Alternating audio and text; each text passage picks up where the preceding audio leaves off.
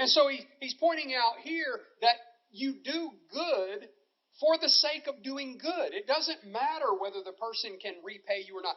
If I do something good for you, or what you consider to be a good deed, right? I do a good deed for you with the ulterior motive that they're going to be able to do something for me in return. This kind of, I'll scratch your back, you scratch my back mentality. And if you can't do something in return for me, then I'm not going to pay any attention to what you need. I'm only going to pay attention to the needs or to what I can do for those who can do stuff in return for me. Well, that's not real goodness. That's not true goodness. We're supposed to do good for goodness sake, whether or not that person can do anything in return or not. Whether or not that person can do something that would be beneficial to us or not. Now, maybe they can. And, I think reciprocation is nice. I like to reciprocate with people that treat me well, that do good for me. I like to reciprocate where I can in those things.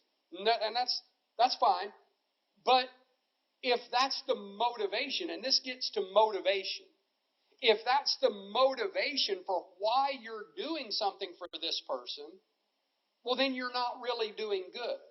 It's self-serving, right? If I offer to mow your grass, or I offer to go to the grocery store for you, or I offer to do something that you may need doing, only because you're then going to turn around and do something for me, well, then I'm not really doing a good deed for you.